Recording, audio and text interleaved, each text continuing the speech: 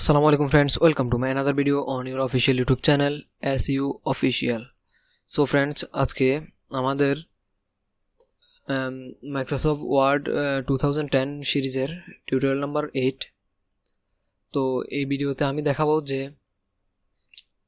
আপনারা হেডার ফুটারের কাজ কিভাবে করতে পারবেন। তো গত পর্বে আমরা দেখেছি যে ইলাস্ট্রেশন এবং লিঙ্ক এই দুটির মাধ্যমে আপনারা কিভাবে আপনাদের ওয়ার্ড ডকুমেন্টে কাজটি করতে পারবেন।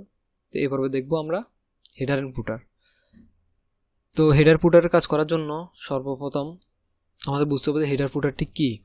তো হেডার এবং ফুটার দ্বারা আপনি আপনার ডকুমেন্টের শিরোনাম দিতে পারবেন। হেডার দ্বারা আপনি উপরে শিরোনাম দিতে পারবেন এবং ফুটার দ্বারা আপনি নিচে শিরোনাম দিতে পারবেন।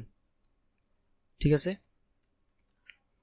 তো হেডার এবং ফুটার দিতে হলে আপনি সর্বপ্রথম এখানে চাইলে হেডার অপশানে ক্লিক করে এখান থেকে বিভিন্ন স্টাইল আছে, স্টাইলগুলো সিলেক্ট করতে পারেন, সিলেক্ট করে দিতে পারেন।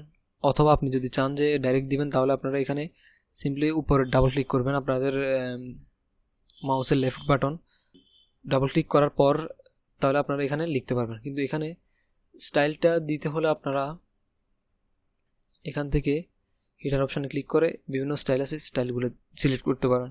যেমন আমি এটা সিলেক্ট করলাম, সিলেক্ট করার পর এখানে আপনাদের টাইটেল দিবেন। দেখেন আমি আমার চ্যানেল নামটা দিয়ে দিলাম। দেওয়ার পর এখান থেকে ক্লোজ হেডার ফুটার দিলেও পারবেন, আবার এখানে আপনি ডাবল ক্লিক করলে পারবেন। তো আমি ক্লোজ হেডার ফুটার দিচ্ছি। ওকে, আমার এটা সেট হয়ে গেছে।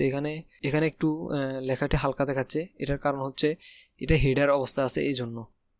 তো হেডার ফুটার সবসময় ব্যবহার হয় না, কিছু কিছু ক্ষেত্রে ব্যবহার হয়। যেমন আপনি যদি কোনো প্যাড তৈরি করেন বা কোনো বই লেখেন তখন হেডার ফুটারের বেশিরভাগ প্রয়োজন পড়ে। তো এরপর যদি আমরা দেখতে চাই যে আমাদের লেখাটি কীরকম দেখাচ্ছে, তো আমরা ফাইল থেকে প্রিন্টার অপশানে ক্লিক করতে পারি। প্রিন্টার অপশানে ক্লিক করার পর জুম করলাম একটু, দেখেন সুন্দরভাবে দেখাচ্ছে আমাদের লেখাটি। এখানে আপনারা চাইলে আরও অন্য কিছু লিখতে পারবেন।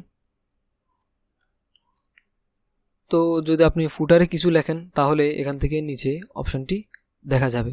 ফুটারে লিখতে হলে আপনার কি করতে হবে, এখান থেকে ডাবল ক্লিক করতে পারেন অথবা ইনসার্টে গিয়ে ফুটারে ক্লিক করে এখান থেকে বিভিন্ন স্টাইল আছে, বিভিন্ন লেখাগুলো লিখতে পারবেন। এখানে পেজ নাম্বার সহ আসছে, আপনারা চাইলে পেজ নাম্বারটি আলাদাভাবেও দিতে পারেন। তো পেজ নাম্বারটি আলাদাভাবে দেওয়ার জন্য আপনারা এখান থেকে পেজ নাম্বার ক্লিক করে টপ অফ পেজ মানে উপরে, বটম অফ পেজ মানে নিচে, পেজ মার্জিন মানে এখানে মার্জিনে একটি হচ্ছে বাম পাশ, একটি হচ্ছে ডান পাশ। এখানে বাম পাশে নিচে, এখানে ডান পাশে নিচে। তো কারেন্ট পজিশন মানে আপনারা চাইলে যেভাবে ইচ্ছা এখান থেকে সিলেক্ট করে আপনারা অপশানটি যেভাবে ভালো লাগে আপনারা দিতে পারবেন।